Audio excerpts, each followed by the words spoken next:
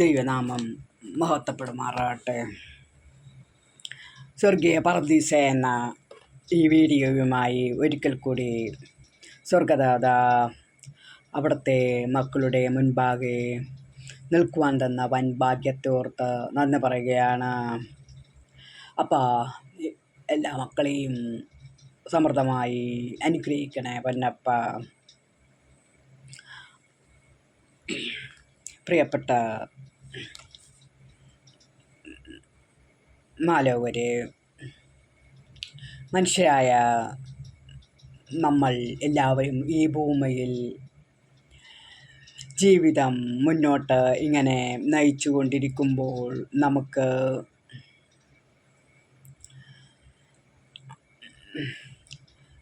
എല്ലാവർക്കും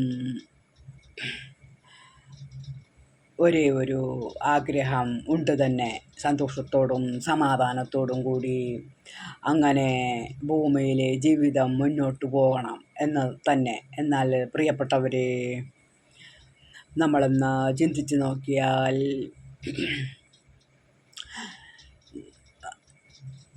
അത്യധികം സന്തോഷത്തിലും സമാധാനത്തിലും മാത്രം കഴിഞ്ഞുകൂടുന്നവർ വളരെ ചുരുക്കമാണ്, അല്ലെങ്കിൽ ഒട്ടും തന്നെ ഇല്ലെന്ന് പറയാം. പ്രിയപ്പെട്ടവരെ, നമ്മുടെ ജീവിതാവസാനം മരണമെന്ന ഒരു വാതിൽ നമ്മെ കാത്തു നിൽക്കുന്നത് ഏവരെയും അല്പമെന്ന് അസ്വസ്ഥമാക്കുക തന്നെ ചെയ്യും. മാത്രമല്ല, വിവിധതരം രോഗങ്ങൾ, ദാരിദ്ര്യം, സമാധാനമില്ലായ്മ, യുദ്ധങ്ങൾ, കെടുതികൾ, മഹാമാരികൾ ഇവയെല്ലാം മനുഷ്യമക്കളെ നിരന്തരം വേട്ടയാടിക്കൊണ്ട് തന്നെ ഇരിക്കുന്നു. പ്രിയപ്പെട്ടവരെ, ഇതിൽ നിന്ന് ഒരു മോചനത്തിന് മനുഷ്യന് വകയുണ്ടോ എന്ന് ചിന്തിച്ച് നോക്കുക സ്വാഭാവികം മാത്രം.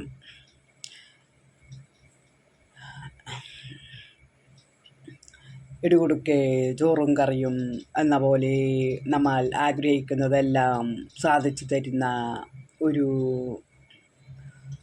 ദൈവമുണ്ടോ എന്ന് നമ്മൾ ചിന്തിക്കുന്നു പ്രിയപ്പെട്ടവരെ. എന്നാൽ പ്രിയപ്പെട്ടവരെ, നമുക്ക് സന്തോഷിക്കാൻ വകയുണ്ട് തന്നെ. നമുക്കൊരു നാമമുണ്ട് പ്രിയരെ, നമ്മുടെ കർത്താവായ യേശുക്രിസ്തുവിൻ അതിമഹത്താം നാം തന്നെ. നമ്മുടെ യേശുനാഥൻ നമുക്ക് വേണ്ടി ഈ ഭൂമിയിൽ വന്ന് ജനിച്ച് അവസാനത്തുള്ളി രക്തം പോലും നമുക്ക് വേണ്ടി ചിന്തിയ നമ്മുടെ യേശുനാഥൻ പൊൻതിരുനാമത്തിൽ പ്രാർത്ഥിച്ചാൽ നമുക്ക് സർവവും ലഭ്യമാവുക തന്നെ ചെയ്യും. പ്രിയപ്പെട്ടവരെ, ഈ വീഡിയോയിൽ മരുഭൂമിയിൽ ഉറവ തുറക്കുന്ന ദൈവിക ശക്തിയെക്കുറിച്ച് കർത്താവിൻ്റെ വൻകൃപയാലൊന്ന് വിവരിക്കുവാൻ ആഗ്രഹിക്കുകയാണ്. ദൈവം ഏവരെയും സമൃദ്ധമായി അനുഗ്രഹിക്കുമാറാകട്ടെ. ഒരു ഗാനം ആലപിക്കുകയാണ്.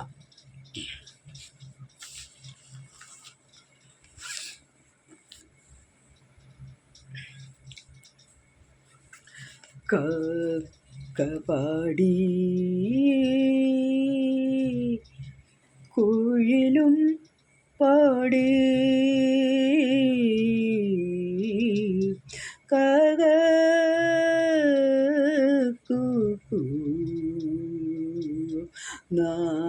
നാദമോടെ യേശു മാത്രം സത്യദൈവം, യേശു മാത്രം സത്യദൈവം എന്ന് കാട്ടാറും കാട്ടുപൂഞ്ചോലയും പാടി കളകളാരവമാടേ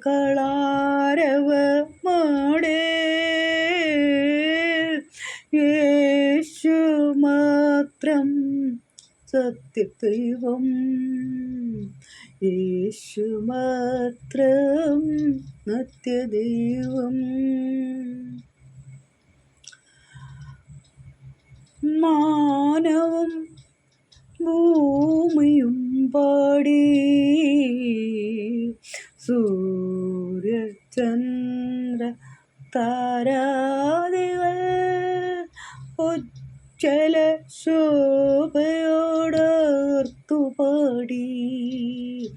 യേശു മാത്രം ദൈവം നമ്മുടെ. യേശു മാത്രം നിത്യദൈവം നമ്മുടെ. യേശു മാത്രം സത്യദൈവം. Hallelujah hallelujah hallelujah. സ്തോത്രം സ്തോത്രം സ്തോത്രം യേശുവിനായി. സ്തോത്രം. ഒരു തിരുവചന ഭാഗം വായിക്കുകയാണ്. യെശയ്യാ പ്രവാചകൻ എഴുതിയ പുസ്തകം 35 അധ്യായം 6 വാക്യം. അന്നാ മുടന്തർ മാനിനെ പോലെ തുള്ളിച്ചാടും, ഊമരും അത്ത് ഉച്ചത്തിൽ ഉദ്ഘോഷിക്കും. നിർജ്ജന പ്രദേശത്ത് നീരുറയും, മരുഭൂമിയിൽ ജലവും പൊട്ടിപ്പുറപ്പെടും. പ്രിയപ്പെട്ടവരെ, നമ്മുടെ യേശുനാഥനെ വിശ്വസിച്ച് അവിടുന്ന് സകല നിറവും ലഭിക്കുമെന്ന വിശ്വാസത്തിൽ അവിടുത്തെ അനുഗമിച്ച മക്കൾ അനുഭവിച്ച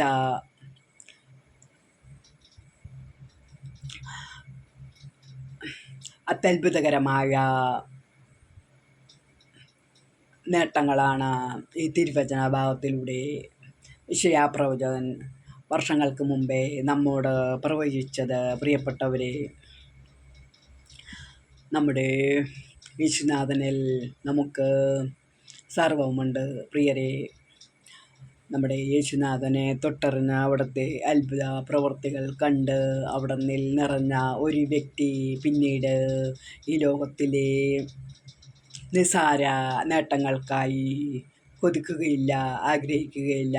പ്രിയപ്പെട്ടവരെ, അവൻ്റെ ലക്ഷ്യം സ്വർഗരാജ്യം തന്നെ ആയിരിക്കും. എന്നാൽ അങ്ങനെയുള്ള ഒരു വ്യക്തിക്ക് വേണ്ടുന്നതെല്ലാം സ്വർഗത്തിലെ പരംദൈവം ഒരുക്കി കൊടുക്കുക തന്നെ ചെയ്യും. പ്രിയരെ, ഇന്ന് ഭൂമിയിൽ നമ്മുടെ കർത്താവായ യേശുനാഥനെ മാത്രമല്ല, പല പല സമുദായങ്ങളിൽപ്പെട്ട് പല പല ദൈവങ്ങളെ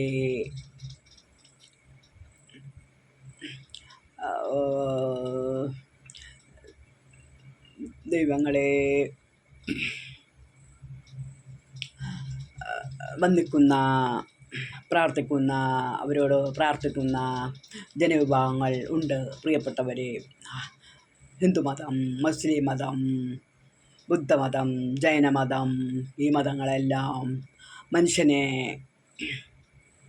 നന്മയിലേക്ക്, നന്മകൾ മാത്രം നിറഞ്ഞ ദൈവത്തിങ്കിലേക്ക് നയിക്കുക തന്നെയാണ്. പ്രിയപ്പെട്ടവരെ, വിശുദ്ധ വേദപുസ്തകമായ ബൈബിളിലൂടെ നമ്മൾ കടന്നു പോകുമ്പോൾ, പഴയ നിയമ വേദഭാഗങ്ങളിലൂടെ കടന്നു പോകുമ്പോൾ, പ്രിയപ്പെട്ടവരെ, നമുക്ക് ഒരു കാര്യം വായിച്ചറിയാൻ കഴിയും.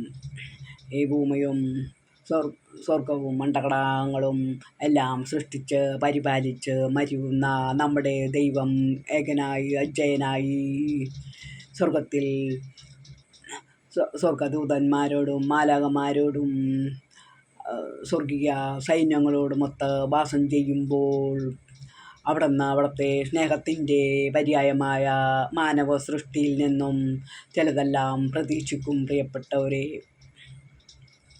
എന്നാൽ മറുതലിച്ച മാനവരെ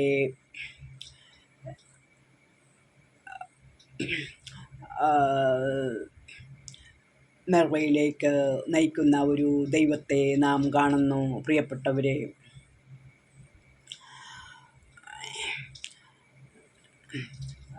നിരവധി പേർ ദൈവകോപത്താൽ മരിച്ചു വീഴുന്നത് നാം കാണുന്നുണ്ട് പ്രിയപ്പെട്ടവരെ. എന്നാൽ ഒരു സമാജത്തിൽ ഒരു പാസ്റ്ററുമായി ഒരു അവിശ്വാസി തർക്കിക്കുമ്പോൾ ഈ വസ്തുതയെ ചോദ്യം ചെയ്യുന്നുണ്ട് പ്രിയപ്പെട്ടവരെ. മനുഷ്യരായ നമ്മൾ വിശ്വസ്തയോടെ ആരെയെങ്കിലും സർവ ചെലവും നൽകി ഏതെങ്കിലും ഒരു ദൗത്യമേൽപ്പിച്ചാൽ അവർ അവിശ്വസ്തത കാണിച്ചാൽ നമ്മൾ കോപിക്കാതിരിക്കുമോ പ്രിയപ്പെട്ടവരെ? അങ്ങനെയെങ്കിൽ യാതൊരു വിലയുമില്ലാത്ത നമ്മൾ അങ്ങനെയാണെങ്കിൽ പ്രിയപ്പെട്ടവരെ, പരംതാതൻ പരംദൈവം സർവത്തിൻ്റെയും പരമ്പൊരുൾ എത്രയധികം പ്രിയപ്പെട്ടവരെ. എങ്കിലും നമ്മുടെ ദൈവം മഹാകാരുണ്യവാനായ നമ്മുടെ ദൈവം അവിടുത്തെ എല്ലാ മഹത്വവും മാറ്റിവെച്ചുകൊണ്ട് തോത്രം മനുഷ്യർക്ക് അസാധ്യമായ ഇതെല്ലാം ചെയ്തു തീർക്കുവാൻ മാനവനായി യേശുനാഥനായി ഈ ഭൂമിയിൽ വന്ന് പിറക്കുകയാണ് പ്രിയരെ. അവിടുന്ന് നമുക്ക് വേണ്ടി മരിച്ച് മരണത്തിൽ നിന്നും നമ്മെ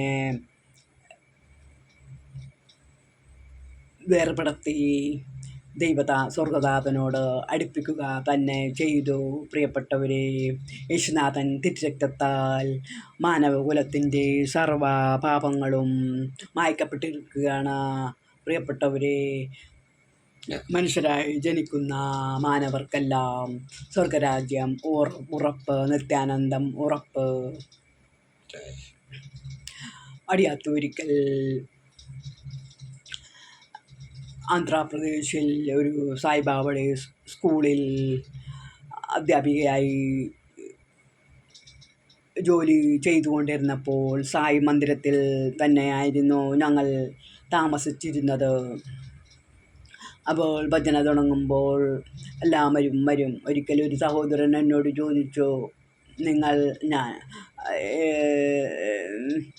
ആരാണ്, ഏത് മതത്തിൽപ്പെട്ടതാണെന്നോ? ഞാൻ പറഞ്ഞു ക്രിസ്ത്യനാണെന്ന്. അപ്പോൾ അവർ കൈവിരിച്ച് പിടിച്ച് കുരിശിൽ മരിച്ച ദൈവമോ എന്ന് പറഞ്ഞ് ഒരു പറയുകയുണ്ടായി. ദൈവം കുരിശിൽ മരിച്ചതാണെങ്കിൽ അത് ദൈവമോ എന്ന ചിന്തയോടെ ആയിരിക്കാം അവർ നിരൂപിച്ചതും സംസാരിച്ചതും പ്രിയപ്പെട്ടവരെ. മനുഷ്യരുടെ ഉൽപ്പത്തി മുതലുള്ള ചരിത്രം പരിശോധിച്ചാൽ ഹല്ലേലൂയ അത് വ്യക്തമാക്കി തരുന്നത് വിശുദ്ധ വേദപുസ്തകമായ ബൈബിൾ മാത്രം. മാനവരെ നേർവഴി നയിക്കുവാൻ പരംപിതാവാൻ ദൈവം മാനവർക്ക് വേണ്ടി തന്ന ന്യായപ്രമാണം, ആ പ്രമാണത്തിലൂടെ മനുഷ്യർ രക്ഷപ്പെടുമെന്ന് വിചാരിച്ചെങ്കിലും സാധിച്ചില്ല. സ്വർഗത്തിൽ നിന്നും വെട്ടിവീഴ്ത്തപ്പെട്ട സാത്താൻ അത് വെച്ച് മുതലെടുക്കുക തന്നെ ചെയ്തു. മനുഷ്യർ ന്യായപ്രമാണത്തിൽ തെറ്റി വീഴുമ്പോൾ സാത്താൻ സകലവിധ ദ്രോഹവും ചെയ്ത് മനുഷ്യരെ ഉപദ്രവിച്ചു കൊണ്ടിരുന്നു. ഇതിൽ നിന്നും ഒരു മോചനത്തിന് വേണ്ടി നമ്മുടെ പരംദൈവം സ്നേഹവാൻ സ്വർഗതാതൻ നമുക്ക് വേണ്ടി യേശുവിനെ മാനവ സൃഷ്ടിക്ക് മുമ്പേ തന്നെ ഒരുക്കി വെച്ചിരുന്നു പ്രിയപ്പെട്ടവരെ. കാലത്തിൻ്റെ പൂർണ്ണതയിൽ യേശുനാഥൻ ഭൂമിയിൽ വന്ന് അവതരിക്കുകയും അവിടുന്ന് കുരിശിൽ ചിന്തിയ തിരുരക്തത്താൽ നമ്മെ എല്ലാവരെയും വീണ്ടെടുക്കുകയും ചെയ്തു. ആദമെന്ന ഒറ്റ മനുഷ്യനാൽ ആ സ്വർഗീയ പറുദീസയിൽ സ്വർഗനാഥനെ ധിക്കരിച്ച് പിശാചിന് അടിമപ്പെട്ട് വിലക്കപ്പെട്ട കനി ഭക്ഷിച്ചത് മൂലം മാനവർ ദൈവത്തിൽ നിന്ന് അകന്നു പോവുകയാണുണ്ടായത്. മനുഷ്യൻ അനുസരിച്ച ആ പിശാച് നമ്മെ ഏറ്റെടുക്കുകയും നമുക്ക് വേണ്ടി സകല ദുരിതങ്ങളും പ്രയാസങ്ങളും തന്നുകൊണ്ട് പൊട്ടി ചിരിച്ചുകൊണ്ട് തന്നെ ഇരുന്നു. പ്രിയപ്പെട്ടവരെ, നമ്മുടെ നേശനാഥൻ കാൽവരിയിൽ ചിന്തിയ തിരുരക്തത്താൽ മാനവകുലത്തിൻ്റെ സർവ്വപാപങ്ങളും പോറ്റി പിശാചിൻ്റെ തല കാൽവരി മല മുകളിൽ അർത്ത് അവൻ്റെ ചെയ്തികളെല്ലാം നിർവീര്യമാക്കി മനുഷ്യരെ രാജ്യത്തിലേക്ക്, സ്വർഗീയ താതൻ്റെ അന്തികത്തിലേക്ക് ഒരിക്കൽ കൂടി അടുപ്പിക്കുക തന്നെ ചെയ്തു. കർത്താവിന് എന്ന് വന്നേക്കും മഹത്വമുണ്ടാകട്ടെ. ആമേൻ. ദോത്രം ദോത്രം ദോത്രം ദോത്രം. പ്രിയപ്പെട്ടവരെ, നമ്മൾ വിവിധ ദൈവങ്ങളെ, വിവിധ മനുഷ്യർ ആരാധിക്കുന്ന ദൈവങ്ങളെ കാണുന്നുണ്ടല്ലോ. പ്രിയപ്പെട്ടവരെ, ഇതിലേതെങ്കിലും ഒരു ദൈവം മനുഷ്യൻ്റെ പാപങ്ങൾ മോചിക്കാൻ വന്നതായിട്ട് ചരിത്രമുണ്ടോ? പ്രിയപ്പെട്ടവരെ, പാപികളെ ശിക്ഷിക്കാൻ വന്ന ദൈവം, നല്ലവർക്ക് മോചനം നൽകാൻ വന്ന ദൈവം, ആ ദൈവത്തെയാണ് നമ്മെ എല്ലാ മത ഗ്രന്ഥങ്ങളിലും കാണുന്നത്. പ്രിയപ്പെട്ടവരെ, എന്നാൽ സാക്ഷാൽ ദൈവം, സത്യദൈവം, നമ്മുടെ യേശുനാഥൻ മാത്രം, അവിടുന്ന് മാത്രം മനുഷ്യനെ സൃഷ്ടിച്ച, മനുഷ്യൻ്റെ ബലഹീനതയും ചെയ്തികളുമെല്ലാം നന്നായി അറിയാവുന്ന നമ്മുടെ ദൈവം മാത്രം നമ്മെ രക്ഷിക്കാൻ സ്വർഗത്തിൽ നിന്നും ഇറങ്ങി വന്നു. പ്രിയപ്പെട്ടവരെ, നമ്മുടെ ദൈവത്തിന് എന്ന് വന്നേക്കും ആരാധനയും മഹത്വവും ഉണ്ടാകട്ടെ. ആമേൻ, ആമേൻ, ആമേൻ. പ്രിയപ്പെട്ടവരെ, വിവിധ മതങ്ങളിലൂടെ ഒന്ന് ഒളിയിടുവാൻ ആഗ്രഹിക്കുകയാണ്. പ്രിയപ്പെട്ടവരെ, ഹൈന്ദവ മതത്തിൽ നമ്മൾ കാണുന്നത് ബ്രഹ്മ, വിഷ്ണു, മഹേശ്വരന്മാർ 3 രൂപങ്ങളാണ്. പ്രിയപ്പെട്ടവരെ, ഈ രൂപങ്ങൾ എങ്ങനെ വന്നു? മഹർഷിവര്യന്മാർ, ആദ്യകാല മഹർഷിവര്യന്മാർ യാതൊരു ദൈവത്തിൻ്റെയും യാതൊരു മതത്തിൻ്റെയും അകമ്പടിയില്ലാതെ തപസ്സിൽ മുഴുകിയിരുന്ന മഹർഷിവര്യന്മാർ 3 രൂപമായി ദൈവത്തെ കാണുക തന്നെ ചെയ്തു. പ്രിയപ്പെട്ടവരെ, ഇതിഹാസ കൃതികളായ രാമായണവും മഹാഭാരതവും തന്നെ ഒന്ന് എടുക്കുക. രാമായണം എഴുതിയ വാൽമീകി മഹർഷി ഒരു തസ്കരനായിരുന്നു. പ്രിയപ്പെട്ടവരെ, കാട്ടിലൂടെ പോകുന്നവരെ ഭീഷണിപ്പെടുത്തി അവരുടെ സ്വത്തുക്കൾ പിടിച്ചു പറിച്ച് തൻ്റെ കുടുംബത്തിൽ കൊണ്ടുപോയി കുടുംബകാര്യങ്ങൾ ചെയ്യുന്ന അദ്ദേഹം, പ്രിയരെ, ഒരിക്കൽ സപ്തർഷികൾ അദ്ദേഹത്തെ ഒന്ന്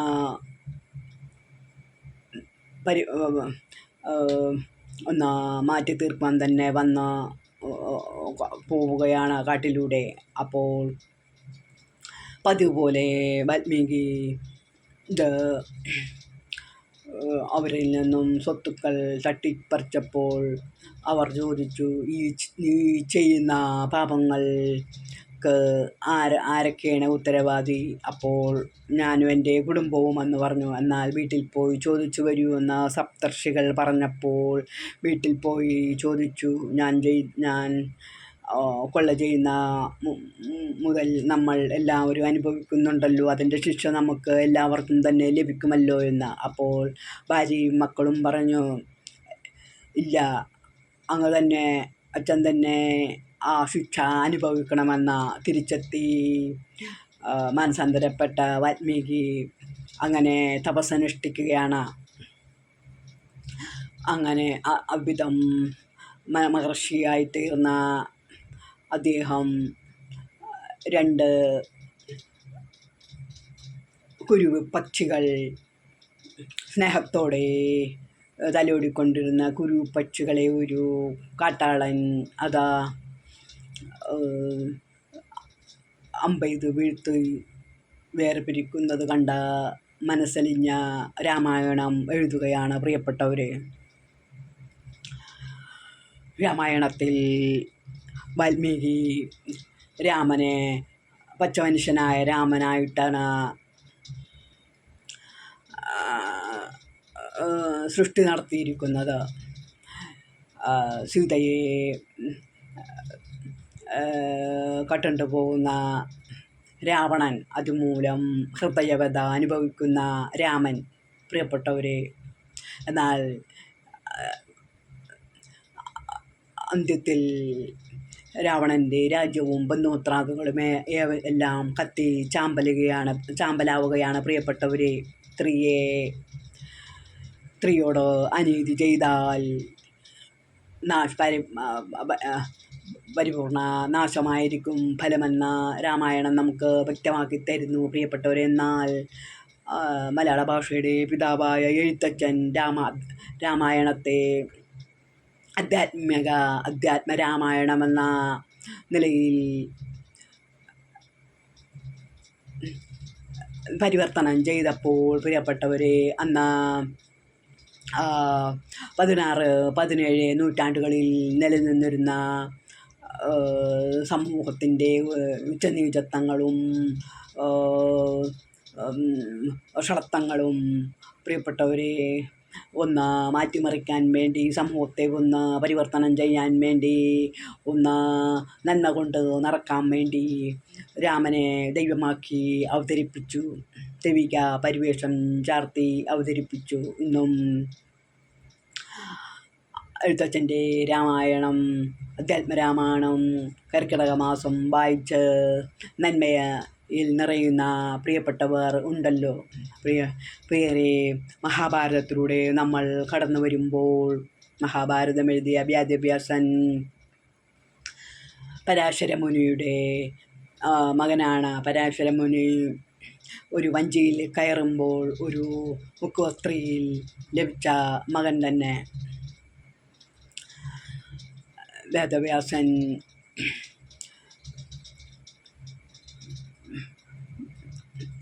മഹാഭാരതത്തിലൂടെ 2 കുടുംബങ്ങൾ, സ്വത്തിനു വേണ്ടി തർക്കിക്കുന്ന 2 കുടുംബങ്ങളുടെ ചരിത്രം വർണ്ണിക്കുകയാണ് പ്രിയപ്പെട്ടവരെ. സ്വന്തം അച്ഛൻ്റെ സഹോദരന് സൂചികുത്താൻ പോലും സ്ഥലം തരികില്ലെന്ന് പറഞ്ഞ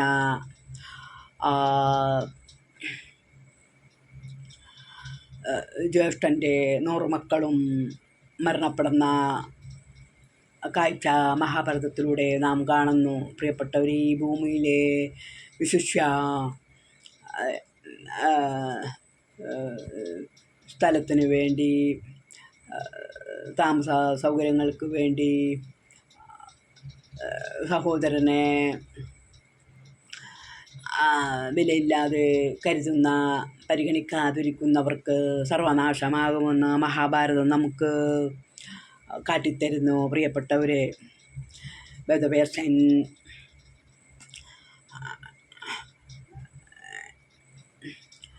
ഇവിടെ ശ്രീകൃഷ്ണനെ രംഗപ്രവേശം ചെയ്യിക്കുന്നുണ്ട് പ്രിയപ്പെട്ടവരെ. ദൈവിക പരിവേഷം ചാർത്തി ശ്രീകൃഷ്ണൻ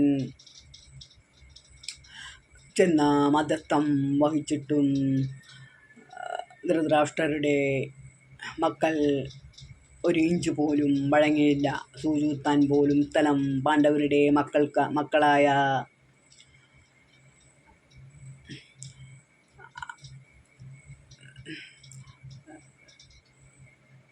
5 പേർക്കും കൊടുക്കുകയില്ലെന്ന് കാട്ടായം പറഞ്ഞു. ഫലമോ മഹാഭാരത യുദ്ധം തുടങ്ങുകയാണ് പ്രിയപ്പെട്ടവരെ. യുദ്ധത്തിൽ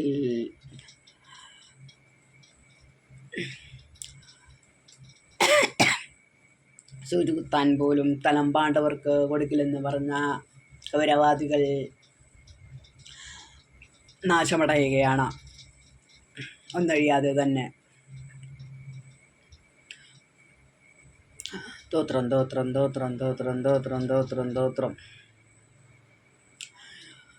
ഇവിടെ വേദവ്യാസൻ ശ്രീകൃഷ്ണനെ അന്ത്യം ചിത്രീകരിക്കാൻ പാടുപെടുക തന്നെ ചെയ്തു. ദൈവമായി ചിത്രീകരിച്ചതിനാൽ തന്നെ ശ്രീരാമനും ലക്ഷ്മണനുമെല്ലാം സരയൂ നദിയിൽ വിലയിച്ചു ചേർന്ന സർപ്പമായും വിഷ്ണുവായും ഒക്കെ മാറുന്നത് വാൽമീകി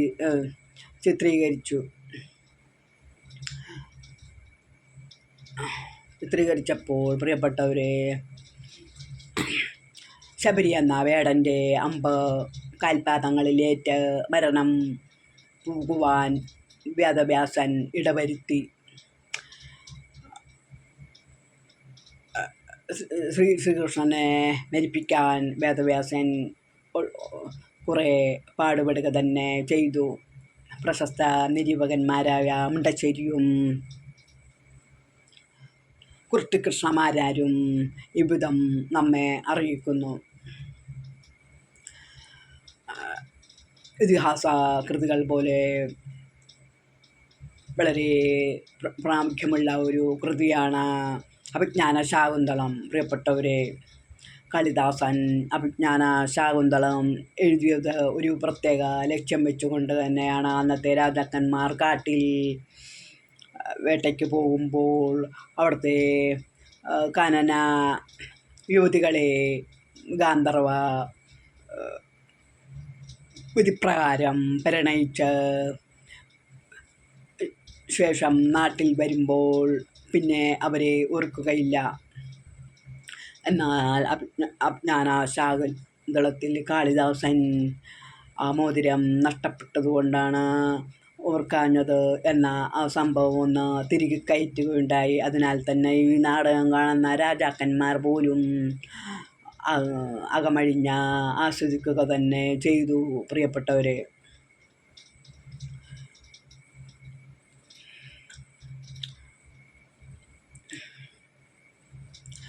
തോത്രം തോത്രം തോത്രം തോത്രം തോത്രം തോത്രം.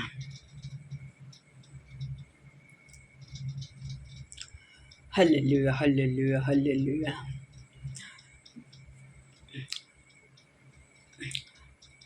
നമ്മൾ ഖുറാനിലൂടെ വരുമ്പോഴും മുഹമ്മദ് നബി വിഗ്രഹാരാധനയ്ക്കെതിരെ പോരാടി സത്യദൈവത്തിന് വേണ്ടി നിലനിൽക്കുന്നത് നാം കാണുന്നുണ്ട്. എന്നാൽ ചിലയിടങ്ങളിൽ വിശുദ്ധ യുദ്ധത്തിന് നബി ആഹ്വാനം ചെയ്യുന്നതും നാം കാണുന്നു. പ്രിയപ്പെട്ടവരെ, ഇതെല്ലാം അടിയാത്തി ഇവിടെ വിവരിച്ചത് നമ്മുടെ കർത്താവായ യേശുക്രിസ്തുവിൻ്റെ മഹത്വമെന്ന് പറയുവാൻ വേണ്ടിയാണ്. പുസ്തകരച്ചുരുളിൽ മാനവ സൃഷ്ടിക്ക് മുമ്പേ എഴുതപ്പെട്ടിരുന്ന വചനമായ നമ്മുടെ യേശുനാഥൻ ഭൂമിയിൽ വന്ന് പിറന്ന് നമ്മുടെ പാപങ്ങളെല്ലാം ഏറ്റുവാങ്ങി ക്രൂശിതനായി നമുക്ക് വേണ്ടി മരിച്ച് അടക്കപ്പെട്ട് ഉയർത്തെഴുന്നേറ്റ് സ്വർഗത്തിൽ നിന്നും വാസം ചെയ്യുന്നു.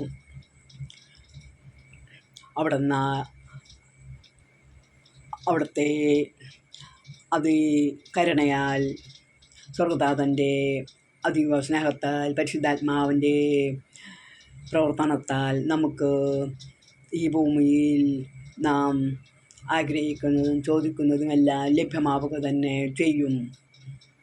നമ്മൾ വിശ്വസിച്ച് അവിടുന്ന് നിറയണം എന്ന് മാത്രം. പ്രിയപ്പെട്ടവരെ,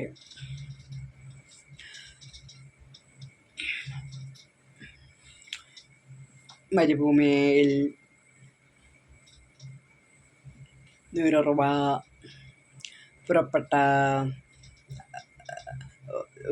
പുറപ്പെടുവിച്ച ഒരു ദൈവത്തെ നമ്മൾ ഉൽപ്പത്തി പുസ്തകത്തിൽ കാണുന്നു. ഹാഗാറിന് വേണ്ടി, മകന് വേണ്ടി നീരുറവ പുറപ്പെടുവിച്ച ദൈവം. ജോസഫിന് വേണ്ടി കാരാഗ്രഹ വാതിൽ തുറന്ന ജോസഫിനെ പുറത്തു കൊണ്ടുവന്ന നമ്മുടെ ദൈവം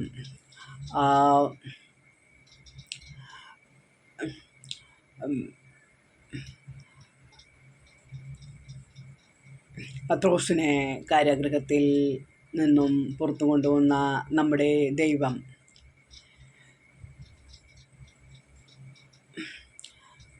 ഇങ്ങനെ മനുഷ്യരാൽ അസാധ്യമായ കാര്യങ്ങൾ ചെയ്യുന്ന ഒരു ദൈവമുണ്ടെന്ന വിശുദ്ധ വേദപുസ്തകമായ ബൈബിൾ അടിവരയിട്ട് നമ്മെ ബോധ്യപ്പെടുത്തുന്നു. പ്രിയരെ,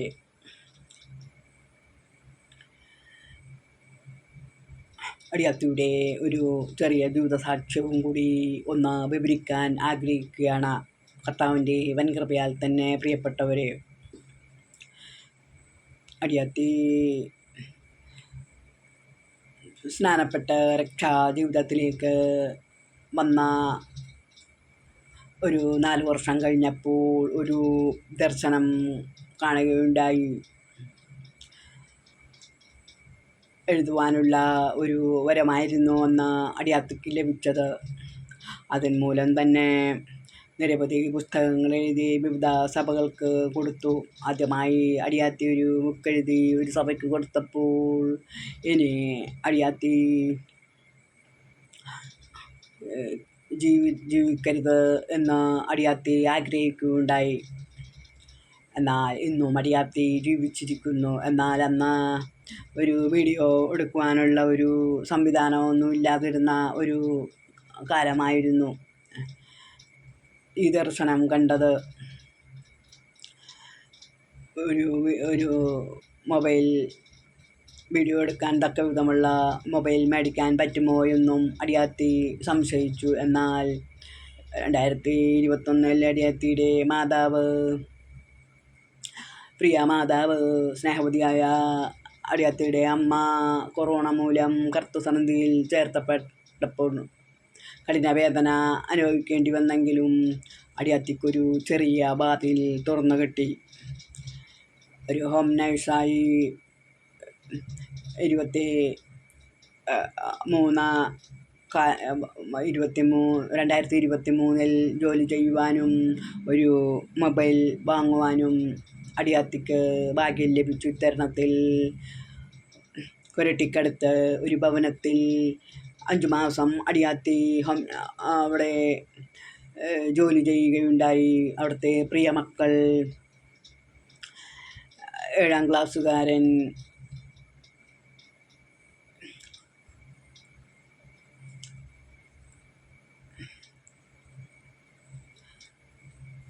അവൻ്റെ പേര് മറന്നുപോയി, കരുവോളും, 9ാം ക്ലാസ്സുകാരൻ കരുവോളും അടിയാത്തിയെ മൊബൈൽ വീഡിയോ പഠിക്കുന്ന വിധമെല്ലാം പഠിപ്പിച്ചു. അവിടെ വെച്ച് ഒരു ഓഗസ്റ്റ് മാസം അടിയാത്തി വീഡിയോ ചെയ്യുകയുണ്ടായി. 2 കുഞ്ഞു പെങ്ങന്മാരെ ജസ്സയും മിസ്സയും അടിയാത്തി ഈ തരുണത്തിൽ ഓർക്കുകയാണ്. മൂത്ത മകൻ കെവിൻ മോനെയും ഇത്തരണത്തിൽ ഓർക്കുകയാണ്. വിദൂരത്തായിരിക്കുന്ന മറിയാമ്മ അമ്മയുടെ മക്കളെ സർവസമൃദ്ധിയാലും അനുഗ്രഹിക്കണം പൊന്നപ്പ എന്ന് പ്രാർത്ഥിക്കുകയാണ്. തറവാട്ടിലുള്ള അനിയൻ്റെ മറിയാമ്മയുടെ ഇളയ മകൻ്റെ ഫാമിലിയെയും അനുഗ്രഹിക്കുമാറാകട്ടെ എന്ന് പ്രാർത്ഥിക്കുകയാണ്. ആ സ്നേഹഭവനത്തിൽ വെച്ച് ആ കരുവോളും ക്രിസ്മോനാണ് രണ്ടുപേരും എന്നെ വീഡിയോ ചെയ്യാനും സഹായിച്ചതും എഡിറ്റ് ചെയ്യാനും എല്ലാം സഹായിച്ചതും. കരോളിനെയും ക്രിസ്റ്റിനെയും സ്നേഹവായ്പോടെ സ്മരിക്കുന്നു. മരുഭൂമിയിൽ ഉറവ തുറക്കുന്ന നമ്മുടെ ദൈവം അടിയാത്തിയെ ഇന്നും ഈ വീഡിയോവുമായി ഇരിക്കാൻ സഹായിച്ചുകൊണ്ടിരിക്കുന്നു. പ്രിയപ്പെട്ടവരെ, കർത്താവിന് നന്ദി പറയുകയാണ്.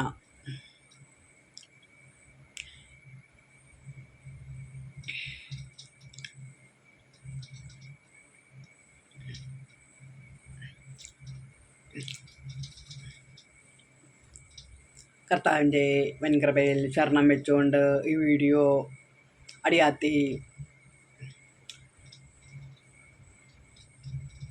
ചുരുക്കുകയാണ്.